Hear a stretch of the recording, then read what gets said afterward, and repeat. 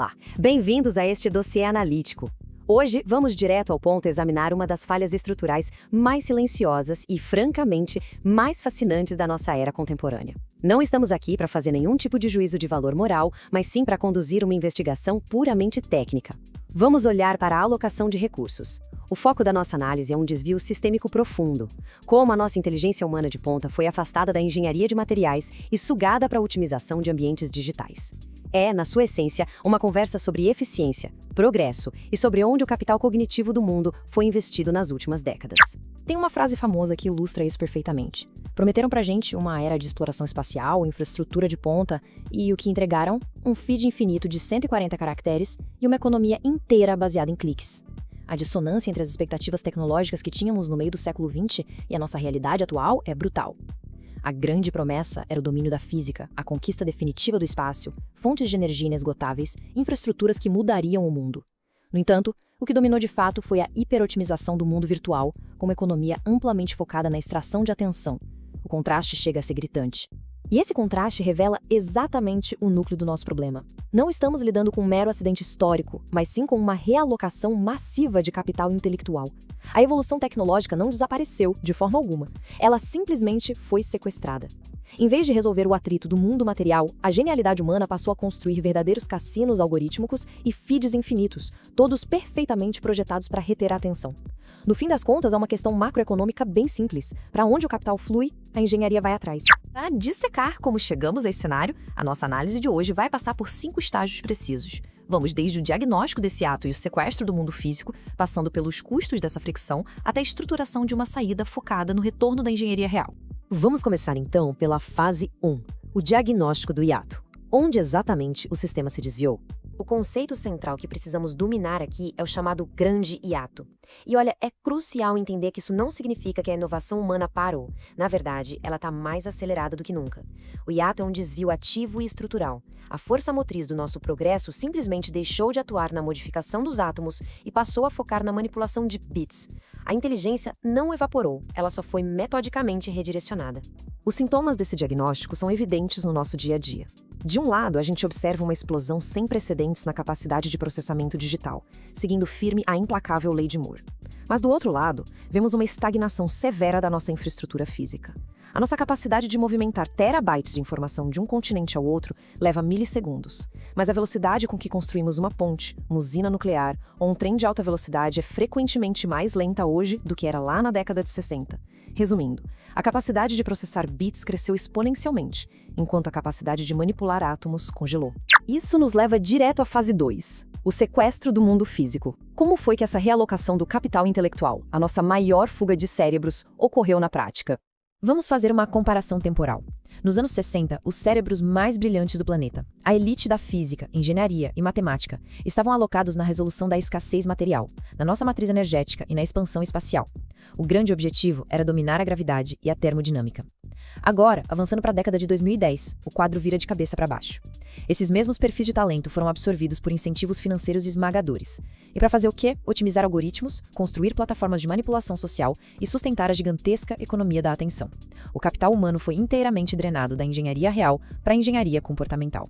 E o fato assustador é que já acumulamos 3 décadas completas desse sequestro sistêmico. São 30 anos em que mentes brilhantes foram incentivadas a maximizar cliques em anúncios, em vez de inovar na ciência dos materiais ou na propulsão espacial. Em termos macroeconômicos, estamos falando de uma perda composta gigantesca para a expansão física da nossa civilização. Chegamos então à fase 3, o custo de oportunidade da fricção. Quais são as consequências econômicas reais de se priorizar esse PIB da fricção e o mundo virtual, deixando as obras tangíveis de lado? Os impactos podem ser listados com precisão analítica cirúrgica. Os custos de oportunidade do grande hiato estão espalhados por toda a sociedade global. Temos redes de transmissão de energia envelhecidas operando no limite absoluto e altamente vulneráveis. Sistemas de transporte público que não evoluíram conceitualmente em meio século. Uma infraestrutura habitacional em decadência que não consegue suprir a demanda com eficiência. E, em forte contrapartida a tudo isso caindo aos pedaços, temos um ruído digital completamente hipertrofiado. Basicamente, criamos gargalos no mundo real porque dedicamos nossos melhores recursos para expandir o mundo virtual. O ponto crucial aqui é entender essa dinâmica parasitária. De um lado, temos a construção de átomos, que é o que gera a obra perene, aquelas infraestruturas tangíveis que duram gerações e fornecem utilidade constante. Do outro lado, a geração de bits, cuja imensa maioria hoje não passa de ruído semântico.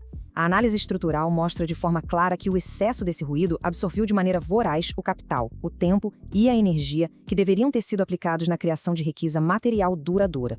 O virtual não apenas cresceu, ele literalmente drenou o físico. O que nos traz à fase 4, a sincronia. Com o diagnóstico claro e todos os custos mapeados, é o momento de estruturar a nossa correção de rota. Para corrigir essa rota com eficácia, precisamos entender a falha na sua forma mais fria e fundamental. O sistema simplesmente perdeu a sua referência termodinâmica. E o que isso significa na prática? Significa que a economia baseada na atenção abandonou o rigor e as restrições pesadas das leis da física. Dentro de um loop infinito de feeds digitais, o custo marginal de produzir mais um estímulo cognitivo é praticamente zero. Não há resistência. O nosso sistema econômico se descolou totalmente da transformação real de energia em matéria e agora flutua num verdadeiro vácuo de fricção semântica. A solução estrutural exige, portanto, uma reancoragem contundente. Devolver a inteligência humana ao mundo material. É uma diretriz para voltarmos a construir ativos físicos e projetar sistemas de baixa entropia. Trocando em miúdos, é voltar a criar ordem no caos físico, utilizando todo o poderio da nossa tecnologia atual para solucionar a escassez tangível, seja na nossa matriz energética, no saneamento básico, na arquitetura ou na infraestrutura logística de ponta. Por fim, entramos na fase 5, o retorno do construtor. Como operamos na prática a transição para escapar de vez deste ato sistêmico? O modelo exige que sigamos 3 etapas sistêmicas muito lógicas. Primeiro, aplicar uma restrição severa de inputs, ignorando ativamente o ruído semântico do feed infinito para interromper esse ciclo constante de extração da nossa atenção. Segundo, fazer uma transição econômica deliberada, se afastando dos incentivos da economia da atenção. E terceiro, claro, a execução física, realocar o foco diretamente para a criação de valor tangível. É um processo direto de redirecionamento de capital intelectual, tanto individual quanto coletivo. Toda essa mudança requer o que chamamos de uma nova tipologia profissional, o construtor. Ele representa o antídoto exato para a atual cultura da otimização do clique. A verdadeira criação de valor nas próximas décadas vai depender dessa capacidade de rejeitar ativamente a fricção digital estéril.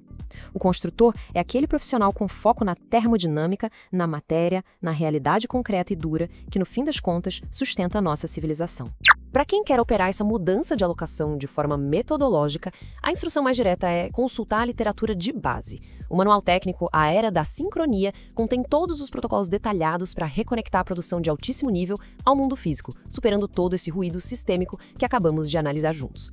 E para encerrar este nosso dossiê, o desafio estrutural que temos pela frente está escancarado. O diagnóstico foi feito e a rota de correção está mapeada.